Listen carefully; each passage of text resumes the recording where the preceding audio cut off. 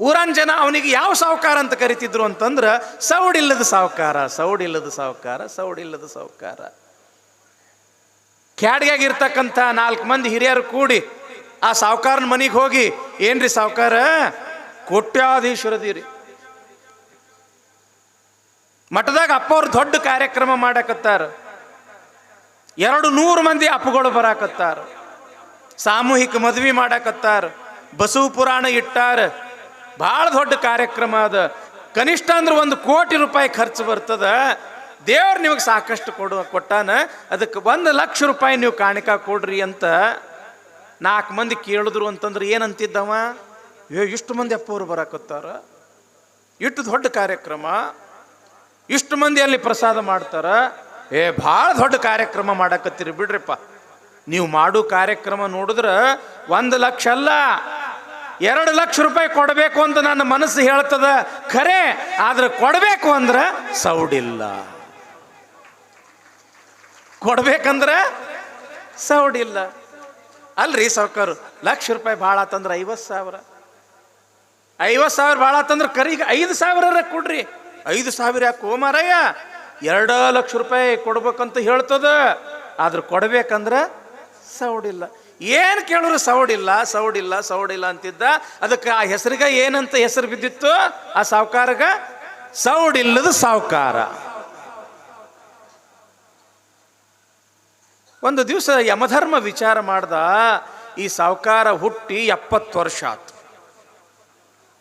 ಇವತ್ತಿಗೆ ಅವನ ಆಯುಷ್ಯ ಮುಗ್ದದ. 70 ವರ್ಷ ಆದ್ರೂ ಕೂಡ 7 ಪೈಸಾ ಯಾರಿಗೂ ದಾನ ಮಾಡಿಲ್ಲ.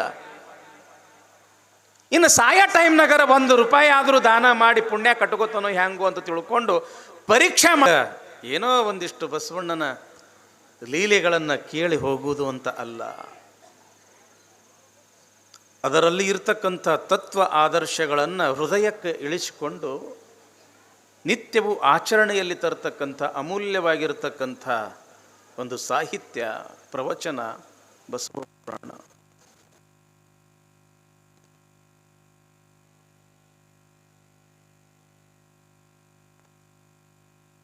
ಕಾಹ ಕೊಟ್ಟರು ಜವನವರು, ಕಾಹ ಕೊಟ್ಟರು ಜವನವರು,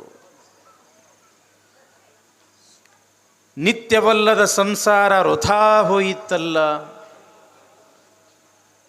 ನಿತ್ಯವಲ್ಲದ ಸಂಸಾರ ವೃಥಾ ಹೋಯಿತಲ್ಲ, ಗುಹೇಶ್ವರ ನಿಕ್ಕಿದ ಕಿಚ್ಚು ಹೊತ್ತಿಕ್ಕಲುಂಟು ಅಟ್ಟುಣಲಿಲ್ಲ.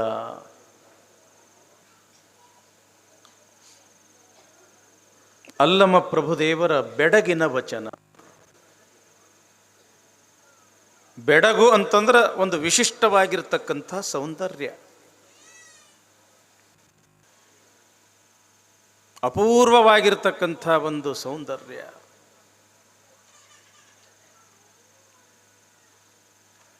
ಬೆಡಗಿನ ವಚನಗಳಿಗೆ ಕಬ್ಬಿಣದ ಕಡಲೆ ಅಂತ ಕರೆದಾರ, ಅಂದ್ರೆ ಅಟ್ಟು ಬಿರ್ಸ. ಆದ್ರೆ ತಿಳಿದು ನೋಡಿದ್ರೆ ನೀರು ಕುಡಿದಷ್ಟು ಸುಲಭ, ಅಮೃತದಷ್ಟು ರುಚಿ. ಬಹಳ ಸಣ್ಣ ವಚನ ತಂಗಿ ಇದು. ಈ 3 ಸಾಲಿನ ವಚನದೊಳಗ ಅಲ್ಲಮ ಪ್ರಭುದೇವರು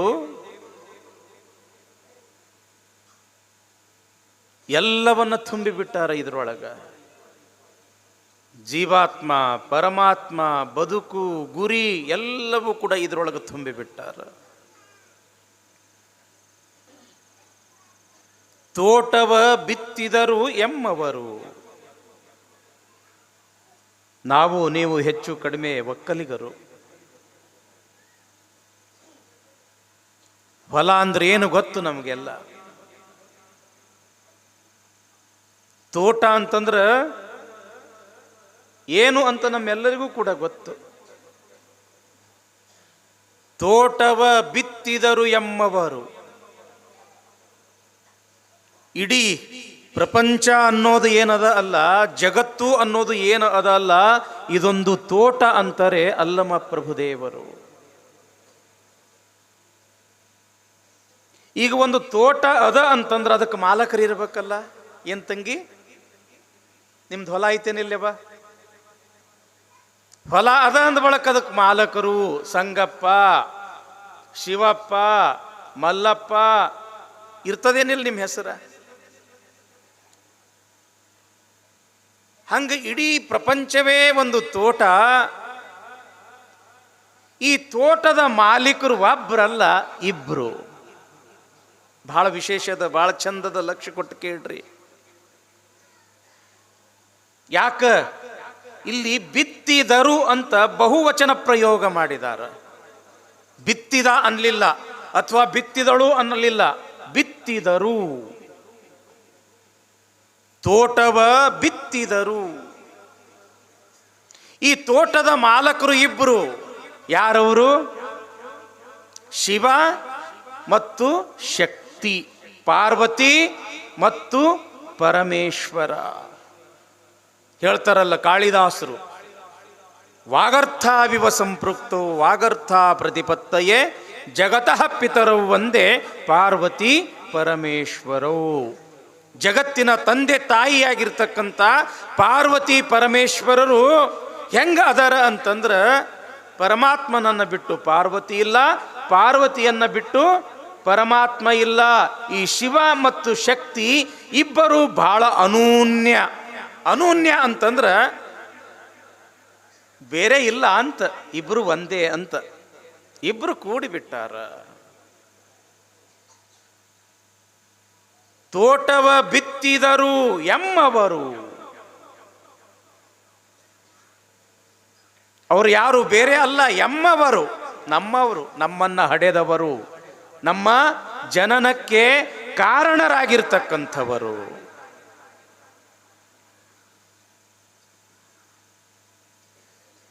ಇಲ್ಲಿ ಶಿವ ಮತ್ತು ಶಕ್ತಿ. ಇಲ್ಲಿ ಶಕ್ತಿ ಏನು ಮಾಡಿದಳು ಅಂತಂದ್ರೆ, ಶಿವನ ಸಾನ್ನಿಧ್ಯದೊಳಗೆ ಈ ಎಲ್ಲ ಜೀವರಾಶಿಗಳನ್ನು ಸೃಷ್ಟಿ ಮಾಡಿದಳು. ಕೇಳ್ರಿ ಬಾ, ನಮ್ಮ ದಿನನಿತ್ಯದ ಜೀವನದೊಳಗೆ ಏನಾಗ್ಯದ ಅಂತಂದ್ರೆ, ಅಡುಗೆ ಮಾಡೋದು, ಉಣ್ಣೋದು, ಮನೆಯನ್ನ ಕೆಲಸ ಮಾಡೋದು, ಹೊಲಕ್ಕೆ ಹೋಗಿ ದುಡಿಯೋದು, ಗಂಡ ಹೆಂಡತಿ ಮಕ್ಕಳು ಅತ್ತಿ ಮಾವ, ಈ ಸಂಸಾರದೊಳಗೆ ಏನು ಆಗಕತ್ತದ ಅಂತಂದ್ರೆ, ಒಂದು ದಿವಸ ನಾವು ಸತ್ತು ಹೋಗಕತ್ತೀವಿ. ಆದ್ರೆ ನಾವು ಯಾರು, ನಾವು ಏನು, ಯಾವ ಸ್ವರೂಪ, ಈ ಭೂಮಿಗೆ ಯಾಕೆ ಬಂದೀವಿ, ಮತ್ತು ನಾವು ಎಲ್ಲಿಗೆ ಹೋಗ್ಬೇಕಾಗ್ಯದ ಅಂತ ನಮ್ಮ ಅಂತರ್ ಜ್ಞಾನವನ್ನು, ನಮ್ಮಲ್ಲಿ ಇರ್ತಕ್ಕಂಥ ಆತ್ಮಜ್ಞಾನವನ್ನು ನಾವು ತಿಳ್ಕೊಳ್ಳೋಕೆ ಯಾರೂ ಪ್ರಯತ್ನ ಮಾಡ್ತಾ ಇಲ್ಲ.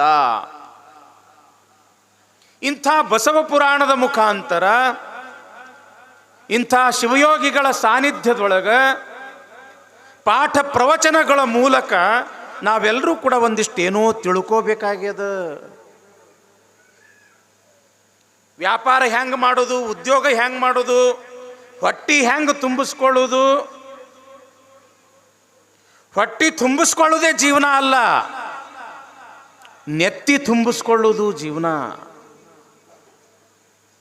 ಉಂಡಿದ್ದು 4 ತಾಸಿಗೆ ಕರಗಿ ಬಿಡ್ತದ, ಕೇಳಿದ್ದು ಸಾಯು ತನಕ ನಮ್ಮ ಹತ್ರ ಇರ್ತದ, ಆನಂದ ಕೊಡ್ತದ ತಂಗಿ. ತೋಟವ ಬಿತ್ತಿದರು ಎಮ್ಮವರು. ಈ ಪ್ರಪಂಚ ಎಂಬತಕ್ಕಂಥದ್ದು ಪರಮಾತ್ಮನ ತೋಟ. ಎಂಥ ಪರಮಾತ್ಮ? ಪಾರ್ವತಿಯ ಜೊತೆಗೆ ಅನೂನ್ಯವಾಗಿ ಇರ್ತಕ್ಕಂಥ ಪರಮಾತ್ಮ. ಪಾರ್ವತಿ ಏನು ಮಾಡಿದಳು? ಅಸಂಖ್ಯವಾಗಿರ್ತಕ್ಕಂಥ ಈ ಎಲ್ಲ ಜೀವರಾಶಿಗಳನ್ನು ಸೃಷ್ಟಿ ಮಾಡಿದಳು. ಸೃಷ್ಟಿ ಮಾಡಿದ ನಂತರ ಪರಮಾತ್ಮ ಏನು ಮಾಡ್ದ? ಈ ಎಲ್ಲ ಶರೀರದೊಳಗೆ ಜ್ಞಾನ ಅನ್ನೋ ಒಂದು ಜ್ಯೋತಿಯನ್ನ ಇಟ್ಟು ಈ ಪ್ರಪಂಚಕ್ಕೆ ಕಳಿಸಿಬಿಟ್ಟ. ತೋಟವ ಬಿತ್ತಿದರು ಎಮ್ಮವರು. ಪಾರ್ವತಿ ದೇಹಗಳನ್ನು ಸೃಷ್ಟಿ ಮಾಡಿದಳು, ಪರಮೇಶ್ವರ ಏನು ಮಾಡ್ದ? ಒಳಗಡೆ ಜ್ಞಾನ ಅನ್ನೋ ಜ್ಯೋತಿಯನ್ನು ಇಟ್ಟು ಕಳಿಸದ. ಅದಕ್ಕೆ ಯಾವ ಜ್ಯೋತಿ ಅಂತ ಕರೆದ್ರು? ಆತ್ಮಜ್ಯೋತಿ ಅಂತ ಕರೆದ್ರು. ಆತ್ಮ ಇದ್ದಿದ್ದಿಲ್ಲ ಅಂತಂದ್ರ ಈ ಜೀವ ಬದುಕ್ತದೇನು? ಬದುಕುವುದಿಲ್ಲ. ಕಾಹ ಕೊಟ್ಟರು ಜವನವರು. ಯಾವಾಗ ಪಾರ್ವತಿ ಮತ್ತು ಪರಮೇಶ್ವರ ಈ ದೇಹಗಳನ್ನು ಸೃಷ್ಟಿ ಮಾಡಿ ಒಳಗ ಆತ್ಮ ಎಂಬತಕ್ಕಂಥದ್ದನ್ನು ಇಟ್ಟು ಈ ಪ್ರಪಂಚಕ್ಕೆ ಕಳಿಸಿದ್ರು, ಆವಾಗ ಮತ್ತೆ ಇಬ್ಬರು ಈ ದೇಹಗಳನ್ನ ತಮ್ಮ ಆತ್ಮ ತಗೊಂಡ್ರು. ಯಾರು ಅಂತಂದ್ರ ಜವನರು. ಜವನರು ಅಂತಂದ್ರೆ ಯಾರು? ಕಾಲ ಮತ್ತು ಕರ್ಮ. ಲಕ್ಷ ಕೊಟ್ಟು ಕೇಳಕತ್ತೀರಿ ತಂಗಿ? ಇಂಥ ಜ್ಞಾನ ಸಿಗುವುದು ಬಹಳ ಅಪರೂಪ ತಂಗಿ. ಇಂಥ ಜ್ಞಾನ ಬಹಳ ಸಿಗುವುದು ಅಪರೂಪ. ಅದಕ್ಕೆ ಲಕ್ಷ ಕೊಟ್ಟು ಕೇಳ್ರಿ. ಯಾವಾಗ ನಾವು ಈ ಪ್ರಪಂಚದೊಳಗೆ ಹುಟ್ಟಿದ್ವಿ, ನಾವು ಸ್ವತಂತ್ರ ಆಗ್ಲಿಕ್ಕೆ ಉಳಿಲಿಲ್ಲ. ಯಾಕೆ? ನಮ್ಮನ್ನು ಇಬ್ಬರು ತಮ್ಮ ವಶದೊಳಗೆ ತಗೊಂಡ್ರು. ಅವ್ರು ಯಾರು ಅಂತಂದ್ರೆ ಕಾಲ ಮತ್ತು ಕರ್ಮ. ಕಾಲ ಮತ್ತು ಕರ್ಮ. ಕಾಲ ಅಂತಂದ್ರೆ ಯಾರು? ಸಮಯ. ಕಾಲ ಅಂತಂದ್ರೆ ಯಾರು? ಸಮಯ. ಹೆಂಗ್ರಿ ಅಪ್ಪವ್ರ? ಈಗ ಒಂದು ಕೂಸು ಹುಟ್ಟಿತು ಅಂತ ಇಟ್ಕೊಳ್ರಿ. ಈ ಮಗು ತನ್ನ ಜೀವನದೊಳಗ ಇಷ್ಟು ವರ್ಷ ಬದುಕಬೇಕು ಅಂತ ತಿಳ್ಕೊಂಡು ಆಯುಷ್ಯವನ್ನ ನಿರ್ಧಾರ ಮಾಡ್ತಕ್ಕಂಥವನಿಗೆ ಏನಂತ ಕರೆದರು? ಕಾಲ. ಕಾಲ. ಹೀಗಾಗಿ ನಾವೆಲ್ಲರೂ ಕೂಡ ಕಾಲನ ಅಧೀನ. ಕಾಲನ ಅಧೀನ. ಯಾವಾಗ ರಾಮ ರಾವಣರ ಯುದ್ಧ ನಡೀತು, ಆವಾಗ ರಾವಣ ಆ ಕಾಲನನ್ನ ಕೇಳ್ತಾನ, ಹೇ ಕಾಲ, ನನಗೆ ಇನ್ನಷ್ಟು ಆಯುಷ್ಯ ಕೊಡು. ನನ್ನ ಬಂಗಾರದ ಲಂಕೆಯನ್ನೇ ನಾನು ನಿನಗೆ ಕೊಟ್ಟು ಬಿಡ್ತೀನಿ, ನನಗೆ ಇನ್ನೊಂದಿಷ್ಟು ಟೈಮ್ ಕೊಡು ಅಂದವ. ಟೈಮ್ ಕೊಡು ಅಂದ. ಆವಾಗ ಕಾಲ ಅಂತನ, ಆಯುಷ್ಯ ಕ್ಷಣ ಏಕೋಪಿ ನ ಲಭ್ಯ ಸ್ವರ್ಣ ಕೋಟಿಭಿ. ಏ ರಾವಣ, ಇಂಥದ್ದು ಒಂದಲ್ಲ, ನೀ ಲಕ್ಷ ಲಕ್ಷ ಬಂಗಾರದ ಲಂಕೆಗಳನ್ನು ಕೊಡ್ತೀನಿ ಅಂದ್ರೂ ಕೂಡ ನಾನು ಕೊಡುವುದಿಲ್ಲ. ಯಾಕ? ನಿನ್ನ ಟೈಮ್ ಮುಗ್ದಾದ. ಟೈಮ್ ಮುಗಿತು ಅಂತಂದ್ರೆ ಮುಗಿದು ಹೋತು. ಹೋಗುದು ಒಂದ. ಈ ಟೈಮಿಗೆ ಏನಂತ ಕರೀತಾರ? ಆಯುಷ್ಯಕ್ಕೆ ಏನಂತ ಕರೀತಾರಂತಂದ್ರೆ ಕಾಲ. ಇನ್ನು ನಿಮಗೆ ಸ್ವಲ್ಪ ತಿಳಿಸಿ ಹೇಳಬೇಕು ಅಂತಂದ್ರೆ, ಒಂದು ಊರಾಗ ಒಬ್ಬ ದೊಡ್ಡ ಸಾಹುಕಾರ. ದೊಡ್ಡ ಸಾಹುಕಾರ ಅಂದ್ರೆ ಗೊತ್ತಾಗ್ತದಲ್ಲ, ಬಹಳಷ್ಟು ಬಂಗಾರ ಬೆಳ್ಳಿ ಹೊಲ ಆಸ್ತಿ ಅಂತಸ್ತು ಇರೋವನು ದೊಡ್ಡ ಸಾಹುಕಾರ. ಊರನ್ ಜನ ಅವನಿಗೆ ಯಾವ ಸಾಹುಕಾರ ಅಂತ ಕರಿತಿದ್ರು ಅಂತಂದ್ರೆ ಸೌಡಿಲ್ಲದ ಸಾಹುಕಾರ. ಸೌಡಿಲ್ಲದ ಸಾಹುಕಾರ. ಸೌಡಿಲ್ಲದ ಸಾಹುಕಾರ. ಕ್ಯಾಡ್ಗಾಗಿರ್ತಕ್ಕಂಥ 4 ಮಂದಿ ಹಿರಿಯರು ಕೂಡಿ ಆ ಸಾಹುಕಾರನ ಮನೆಗೆ ಹೋಗಿ, ಏನ್ರಿ ಸಾಹುಕಾರ, ಕೋಟ್ಯಾಧೀಶ್ವರದಿರಿ, ಮಠದಾಗ ಅಪ್ಪವ್ರು ದೊಡ್ಡ ಕಾರ್ಯಕ್ರಮ ಮಾಡಕತ್ತಾರ, 200 ಮಂದಿ ಅಪ್ಪಗಳು ಬರಾಕತ್ತಾರ, ಸಾಮೂಹಿಕ ಮದ್ವಿ ಮಾಡಕತ್ತಾರ, ಬಸವ ಪುರಾಣ ಇಟ್ಟಾರ, ಭಾಳ ದೊಡ್ಡ ಕಾರ್ಯಕ್ರಮ ಅದ, ಕನಿಷ್ಠ ಅಂದ್ರೆ 1 ಕೋಟಿ ರೂಪಾಯಿ ಖರ್ಚು ಬರ್ತದ. ದೇವ್ರು ನಿಮಗೆ ಸಾಕಷ್ಟು ಕೊಟ್ಟಾನ, ಅದಕ್ಕೆ 1 ಲಕ್ಷ ರೂಪಾಯಿ ನೀವು ಕಾಣಿಕ ಕೊಡ್ರಿ ಅಂತ 4 ಮಂದಿ ಕೇಳಿದ್ರು ಅಂತಂದ್ರೆ ಏನಂತಿದ್ದವ?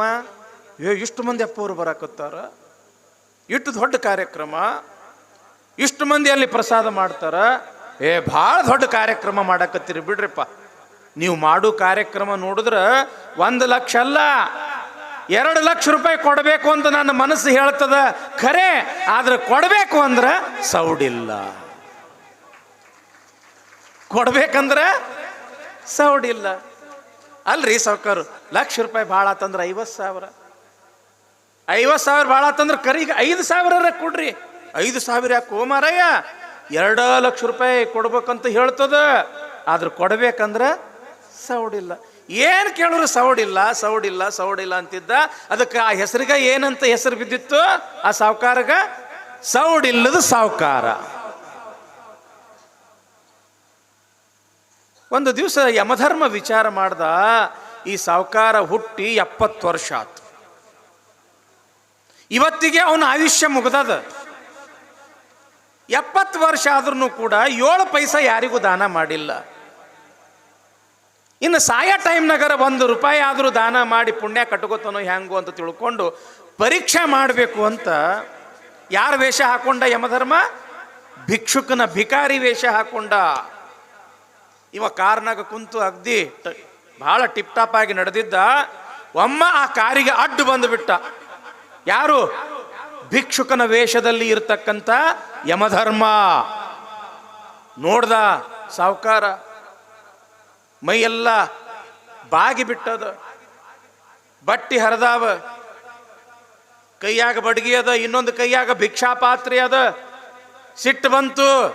ಏ ಭಿಕಾರಿ, ನನ್ನ ಕಾರ ಸಿಕ್ಕಿತ್ತೇನೆ ನಿನಗೆ ಸಾಯಕ್ಕ? ಸರಿ ಅತ್ತಾಗ ಅಂತ ತಿಳ್ಕೊಂಡು ಬೈದ.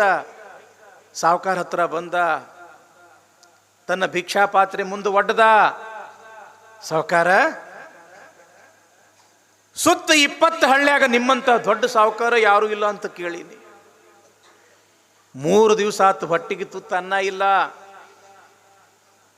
ಇಲ್ಲೇ ಪಕ್ಕದೊಳಗೆ ಹೋಟೆಲ್ ಅದ, 20 ರೂಪಾಯಿ ಕೊಟ್ರೆ ಹೊಟ್ಟಿ ತುಂಬ ಊಟ ಕೊಡ್ತಾರ, ಅದಕ್ಕೆ ಒಂದು 20 ರೂಪಾಯಿ ಕೊಡ್ರಿ ಅಂತ ತಿಳ್ಕೊಂಡು ಹಿಂಗೆ ಕೈ ಮುಂದೆ ಚಾಚದ, ಭಿಕ್ಷಾ ಪಾತ್ರೆ ಒಡ್ಡದ. ಆವಾಗ ಸಾವುಕಾರ ನೋಡ್ದ. ಮನುಷ್ಯ ಅಂತಂದ್ರೆ ಸ್ವಲ್ಪ ಅಂತಃಕರಣ ಇರುವುದಲ್ರಿ, ಎಟ್ಟಿಲ್ಲ ಎಟ್ಟು. ಅವನನ್ನು ನೋಡ್ದ, ಪಾದದಿಂದ ಮಸ್ತಕ ತನಗ ನೋಡ್ದ. ನೋಡಿ ಅಂತನ, ಹೌದಲ್ಲೋ ಮಾರಾಯ, ಹೊಟ್ಟಿ ನೋಡಿದ್ರೆ ಬೆನ್ನಿಗೆ ಹತ್ಯಾದ, ಕಣ್ಣು ನೋಡಿದ್ರೆ ಪೂರ್ತಿ ಒಳಗೆ ಹೋಗ್ಬಿಟ್ಟಾವ, ಬಾಯಾಗ ಒಂದು ಹಲ್ಲು ಇಲ್ಲ. ಈಗ ಸಾಹಿತ್ಯ ಆಗ ಸಾಹಿತ್ಯ ಅನ್ನೋ ಪರಿಸ್ಥಿತಿ ಒಳಗ ಅದ. ನಿನ್ನ ಈ ಪರಿಸ್ಥಿತಿ ನೋಡಿ 20 ರೂಪಾಯಿ ಯಾಕ? 20,000 ರೂಪಾಯಿ ಕೊಡ್ಬೇಕು ಅನಿಸ್ತದೋ, ಆದ್ರೆ ಕೊಡ್ಬೇಕಂದ್ರೆ ಸೌಡಿಲ್ಲ.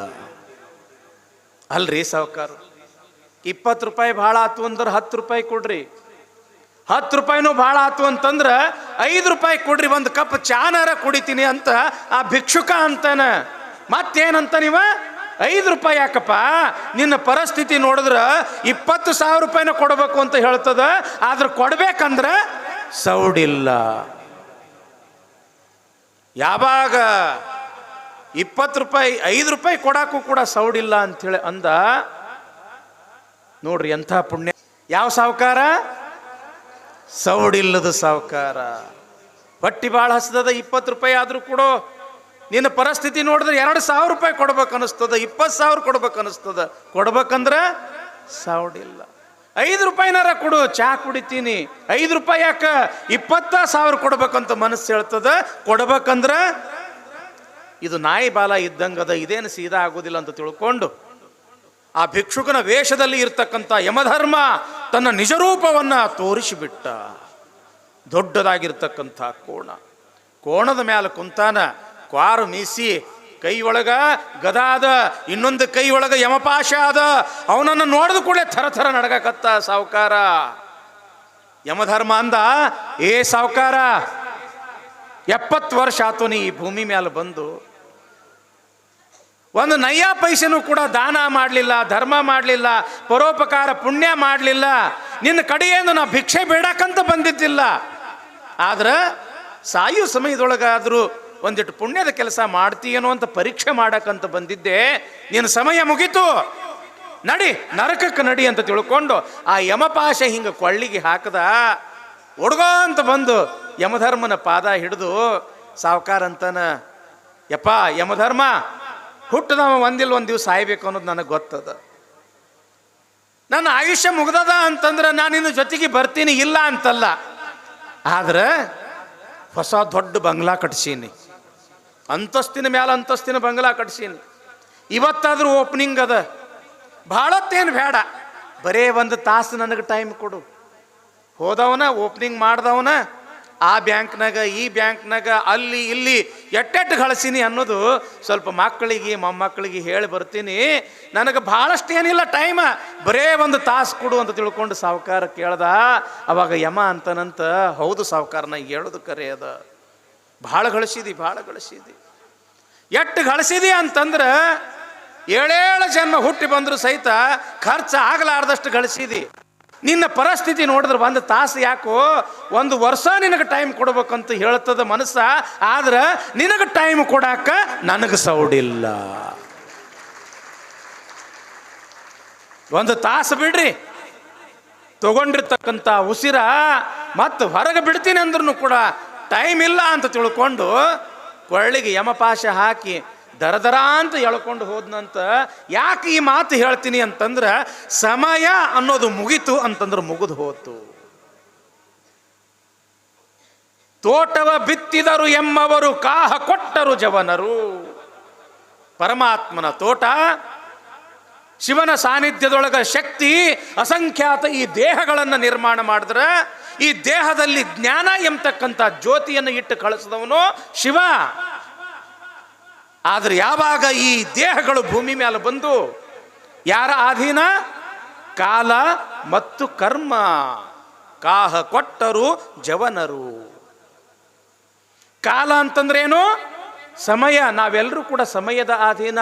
ನಮ್ಮ ಟೈಮ್ ಮುಗೀತು ಅಂತಂದ್ರೆ ಮುಗಿದು ಹೋತು. ಹೋಗುದು ಒಂದೇ ಕೆಲಸ.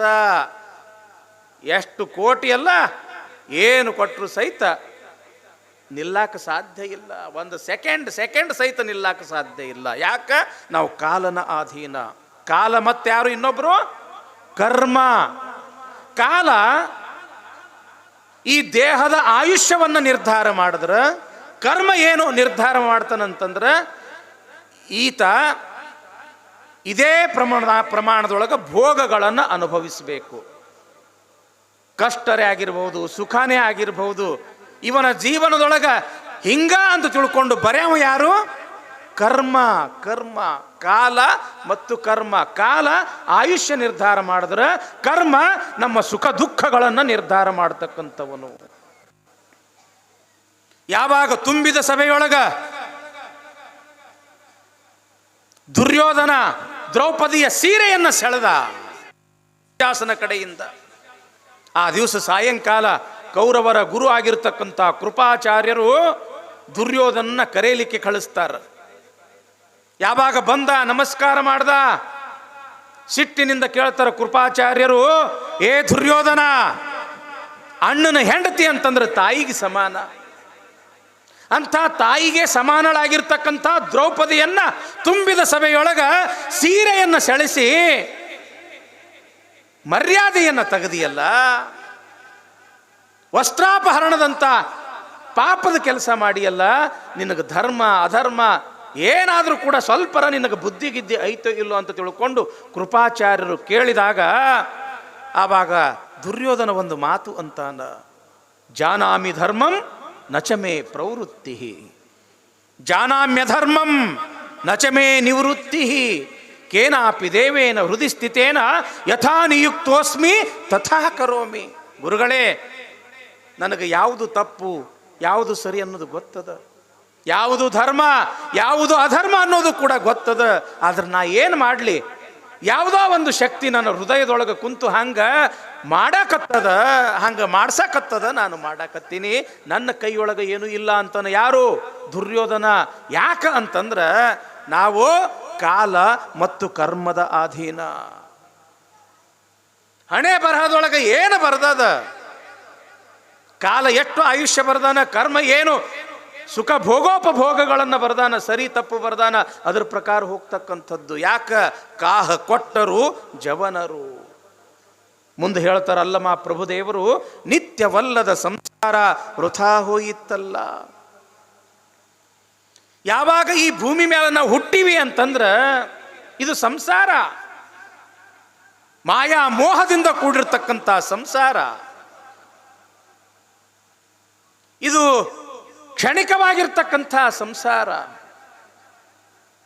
ಈ ಕ್ಷಣಿಕವಾಗಿರ್ತಕ್ಕಂಥ ಸಂಸಾರದಲ್ಲಿ ಇದ್ದುಕೊಂಡೇ ಶಾಶ್ವತನಾಗಿರ್ತಕ್ಕಂಥ ಪರಮಾತ್ಮನನ್ನ ಕಾಣಬೇಕಂತನ ಪರಮಾತ್ಮ ಒಳಗ ಜ್ಞಾನ ಎಂಬತಕ್ಕಂಥ ದೀಪ ಇಟ್ಟು ಕಳಿಸ್ಯಾನ. ಆದ್ರೆ ಮಾಯಾ ಮೋಹಕ್ಕೆ ಒಳಗಾಗಿ ನಾವೇನು ಮಾಡ್ತೀವಿ? ನಮ್ಮ ಜೀವನವನ್ನೇ ನಾವು ಹಾಳು ಮಾಡಿಕೊಂಡು ಬಿಡ್ತೀವಿ. ನೋಡ್ರಿ, ಸಂಸಾರ ಈ ಶಬ್ದದ ಅರ್ಥ ಎಷ್ಟು ಅದ್ಭುತ ಅದ. ಸಂಸರತಿ ಇತಿ ಸಂಸಾರ. ಯಾವುದು ಆಶೆಯನ್ನು ತೋರಿಸ್ತಾ ಬರೀ ತಿರುಗಿಸ್ತಾನೆ ಇರ್ತದ ಅದಕ್ಕೆ ಸಂಸಾರ ಅಂತ ಕರೀತಾರ. ಹ್ಯಾಂಗ್ರಿ ಅಜ್ಜಾರ, ಹ್ಯಾಂಗ್ರಿ ಅಪ್ಪವ್ರಂತ ನೀವು ಕೇಳ್ಬೋದು. ಈಗ ಹುಡುಗ ಸಣ್ಣವಿದ್ದಾಗ ಏನು ಕೇಳ್ತಾನ? ಯವ್ವ ಹಣ್ಣ ಹಣ್ಣ ಹಣ್ಣ ಅಂತಾನೇನಿಲ್ಲ. ಅದೇ ವಯಸ್ಸಿಗೆ ಬಂದ ಅಂತಂದ್ರೆ ಯವ್ವ ಹೆಣ್ಣ ಹೆಣ್ಣ ಹೆಣ್ಣ ಅಂತಾನ. ಮತ್ತಿನ್ನು ವಯಸ್ಸು ಮುಗಿತು ಅಂತಂದ್ರೆ ಮಣ್ಣ ಮಣ್ಣ ಮಣ್ಣ ಅಂತಾನ. ಹೌದೇನಿಲ್ಲ? ಬಾಲ್ಯದಲ್ಲಿ ಹಣ್ಣು, ಯೌವನದಲ್ಲಿ ಹೆಣ್ಣು, ಮುಪ್ಪಿನಲ್ಲಿ ಮಣ್ಣು. ಒಂದು ದಿವಸ ಸತ್ತ ಹೋಗ್ತಾನೆ, ಖರೆ ಯಾವುದ್ರೊಳಗೂ ಕೂಡ ಸುಖ ಕಾಣುವುದಿಲ್ಲ. ಇದಕ್ಕೆ ಸಂಸಾರ ಅಂತ ಕರೀತಾರ. ಮಾಯಾ ಮೋಹಕ್ಕೆ ಒಳಗಾಗಿ ಪುನರಪಿ ಜನನಂ ಪುನರಪಿ ಮರಣಂ ಪುನರಪಿ ಜನನಿ ಜಠರೇ ಶಯನಂ. ಈ ಹುಟ್ಟು ಸಾವು ಎಂಬತಕ್ಕಂಥ ಭವಚಕ್ರದಲ್ಲಿಯೇ ಈತ ಒದ್ದಾಡ್ತಾನ. ಈತ ಭವಚಕ್ರದಲ್ಲಿ ಒದ್ದಾಡಬಾರ್ದಂತನ ಪರಮಾತ್ಮ ಏನು ಮಾಡ್ಯಾನ? ನಮ್ಮೊಳಗೆ ಜ್ಞಾನ ಅನ್ನೋ ಜ್ಯೋತಿಯನ್ನು ಕೊಟ್ಟಾನ. ಅದನ್ನು ಬೆಳಗಿಸಿ ನಾವು ಅದರ ಬೆಳಕನ್ನು ಕಾಣಬೇಕು. ಅಂಥ ಜ್ಞಾನ ಎಂಬತಕ್ಕಂಥ ಜ್ಯೋತಿಯನ್ನು ಬೆಳಗಿಸ್ಕೋಬೇಕಾಗಿತ್ತು ಅಂತಂದ್ರೆ ಇಂಥ ಪಾಠ ಪ್ರವಚನ, ಇಂಥ ಶಿವಯೋಗಿಗಳ ದರ್ಶನ ಆಯಿತು ಅಂತಂದ್ರೆ ಸಾಕು, ನಿಮ್ಮ ಜನ್ಮ ಸಾರ್ಥಕ ಆಗ್ತೈತಿ ತಂಗಿ. ಅದಕ್ಕೆ ಗುಹೇಶ್ವರ ನಿಕ್ಕಿದ ಕಿಚ್ಚು ಹೊತ್ತಿಕ್ಕಲುಂಟು ಅಟ್ಟುಣಲಿಲ್ಲ. ಯಾವಾತ ಬರೇ ಸಂಸಾರದೊಳಗೆ ಬಿದ್ದುಕೊಂಡು ಒದ್ದಾಡಿ ಸತ್ತು ಹೋಗ್ತಾನ, ಅವನಿಗೆ ಮೋಕ್ಷ ಎಂಬತಕ್ಕಂಥದ್ದು ಇಲ್ಲ ಎಂಬತಕ್ಕಂಥ ಮಾತನ್ನು ಇಲ್ಲಿ ಪೀಠಿಕಾ ಭಾಗದೊಳಗೆ ತಿಳಿತಾ, ಇನ್ನು ಪುರಾಣ ಭಾಗದೊಳಗೆ ಯಾವ ವಿಚಾರ ಬರ್ತದೆ ಅನ್ನೋದನ್ನು ನಮ್ಮ ಗವಾಯಿಗಳು ಒಂದು ಹಾಡನ್ನು ಹೇಳ್ತಾರೆ. ನಂತರ ವಿಷಯ ಮುಂದುವರಿಸೋಣ.